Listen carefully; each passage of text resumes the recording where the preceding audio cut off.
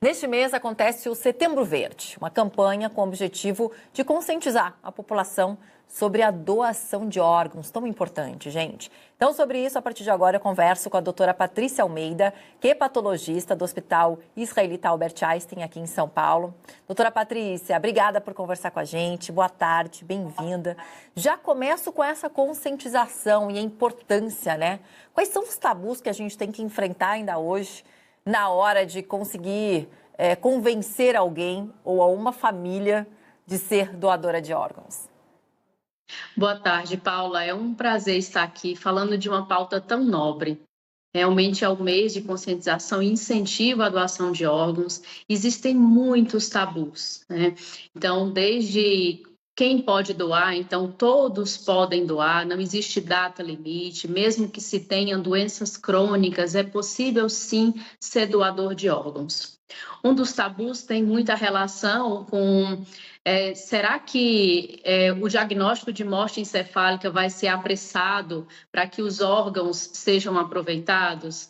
Esse é um tabu grande e posso falar com muita tranquilidade que o processo é muito transparente e muito respeitoso com aquela família que está perdendo um ente querido.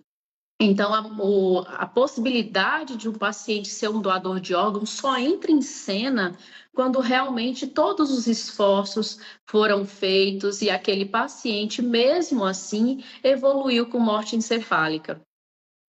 Outro grande tabu, Paula, está relacionado a deformar o órgão.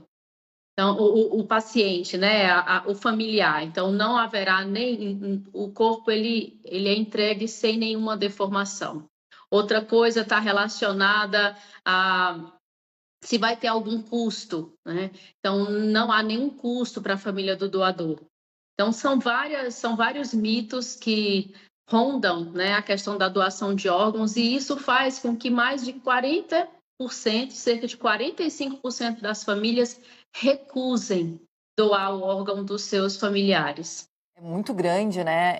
Esse índice, imagina, mais de 40%. A gente tem vários tipos de doação de órgãos, né, doutora? Tem a questão da pessoa que infelizmente já morreu, tem uma doação que você pode fazer em vida.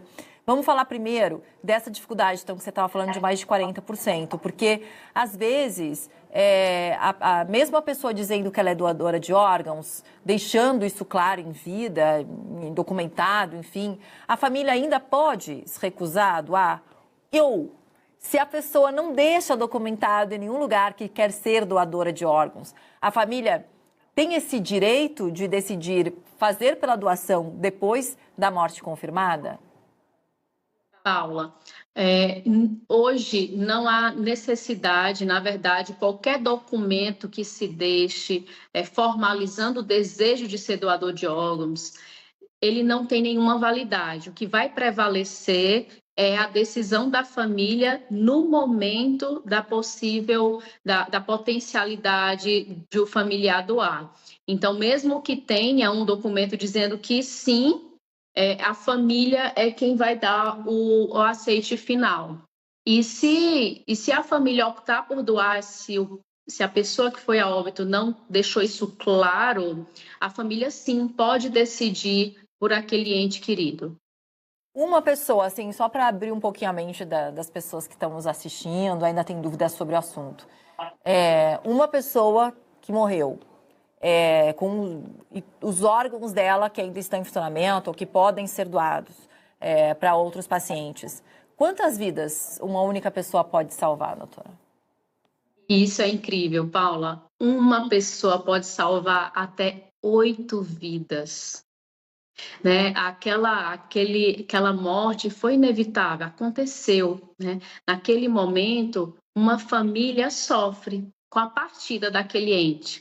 Mas nós temos hoje mais de 44 mil pessoas, 44 mil famílias aguardando uma doação de órgãos. Então, imagina que uma pessoa pode fazer com que 8 famílias tenham aquela esperada ligação, chegou o seu órgão, né? Então, isso é uma coisa que assim, Me emociona todos nós que fazemos transplante de órgãos, até porque nós acompanhamos esses pacientes nesse aguardo, nessa lista, por vezes interminável. Imagino. Agora vamos falar sobre a outra parte da doação, que também é muito importante e também cheia de tabus, né, doutora Patrícia, que é a doação em vida. Que órgãos, por exemplo, que a pessoa pode doar, que ela não vai ter problema? De que forma ela pode doar? Só para alguém que realmente ela conhece? Ela pode deixar uma doação num hospital que, de repente, pode acabar salvando a vida de uma pessoa? Como é que funciona a doação em vida? A doação em vida, Paula, ela pode sim salvar a vida de outras pessoas. Alguns órgãos podem ser doados em vida, como o rim, parte do fígado. Eu trabalho com transplante de fígado, parte do pulmão. Eles podem sim ser doados.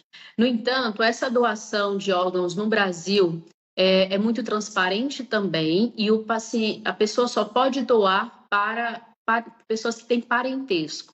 Quando não tem um parentesco, isso precisa ser claramente claro, judicialmente claro, de que não existe nenhum viés, não existe nenhuma relação que não seja positiva naquela doação. Então, nós temos que ter até comprovação judicial de que houve um aceite sem nenhum questionamento, sabe? Então, assim, isso é uma coisa importante de se dizer, e quando o paciente precisa daquele órgão, quem vai doar vai ser avaliado.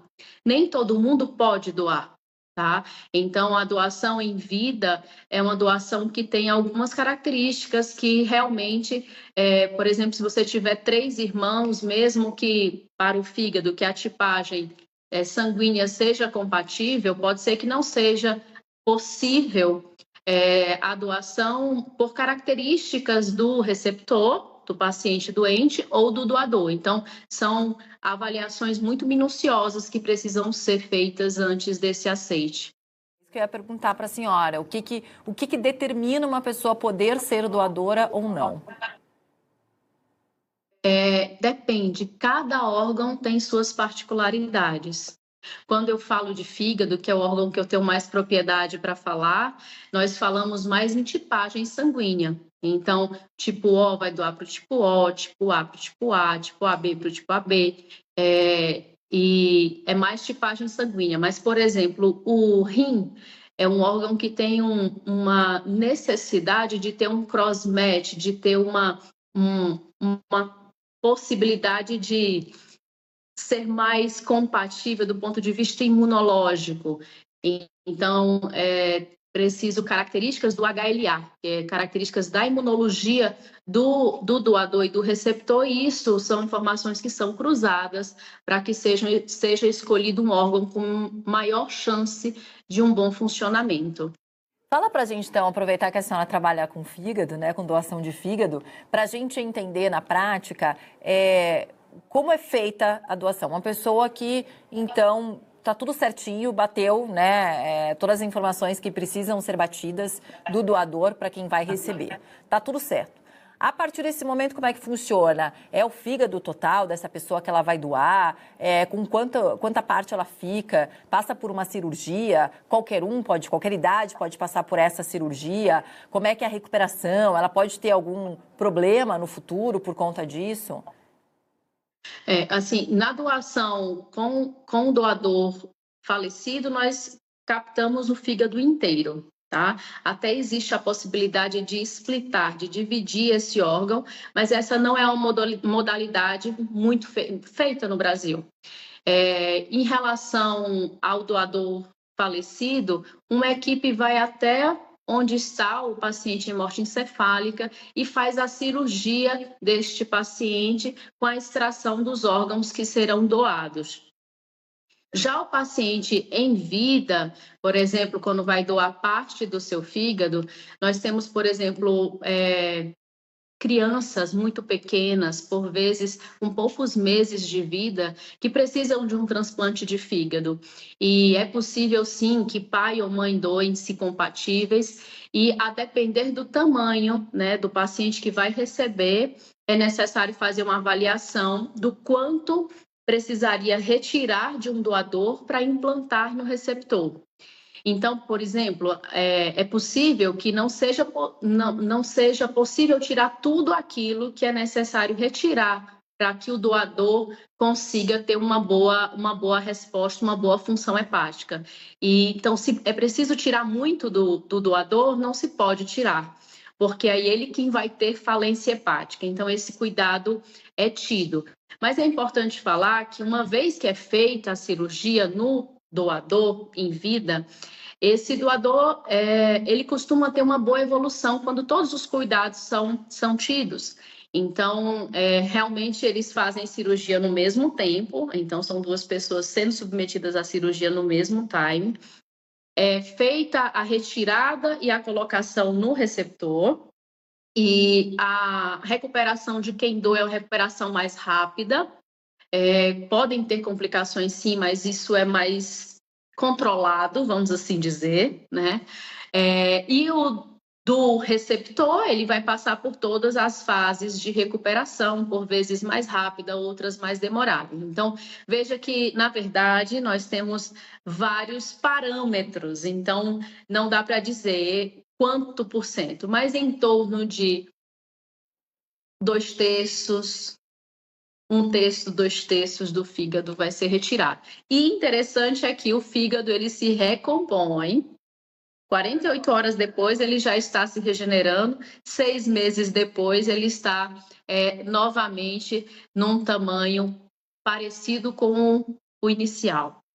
Tá certo, doutora, muito obrigada por ter conversado aqui com a gente, tirado alguns tabus, esclarecido eles, né, para quem está nos assistindo, porque realmente é muito importante. E é isso, é garantir que vão estar todos seguros, né? É para salvar a vida de alguém, mas não para acabar com a vida de outro, essa doação. Enfim, é garantindo aí a segurança de todo mundo e a ajuda de todo mundo. Obrigada, viu, doutora? Bom fim de semana e até a próxima.